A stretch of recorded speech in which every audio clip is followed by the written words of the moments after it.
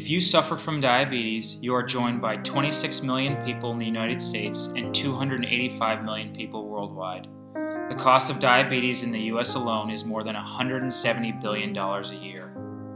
Even if you work hard to control your blood sugars, you could be among the 1/3 of people with diabetes who are at greatest risk of complications without even knowing it.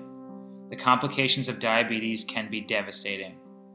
Diabetes is a leading cause of new cases of blindness among adults. From 2005 to 2008, more than 4 million people with diabetes had diabetic retinopathy. Diabetes is also the leading cause of non-traumatic amputations. Each year, more than 65,000 amputations are performed on people with diabetes.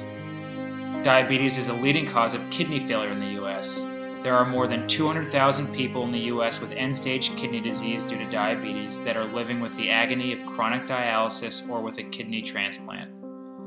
Patients with diabetes have heart disease and stroke risk that is 2 to 4 times higher than adults without diabetes.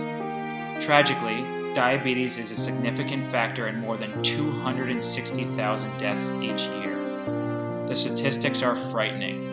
Because many of these complications develop during a silent period that can last up to 15 years, doctors and patients have, until now, been unable to predict which patients are most susceptible to complications.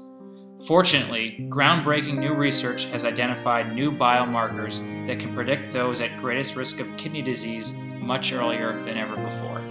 This information will allow doctors and patients to individualize care and take the necessary action to dramatically reduce complications.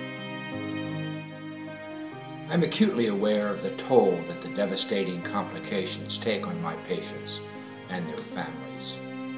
It is because of this that I have focused my efforts as a researcher over the past 3 decades on understanding the biological mechanisms involved in the development of these complications. After many years of painstaking research, we have identified specific biomarkers that can predict those patients who will go on to develop diabetic kidney disease.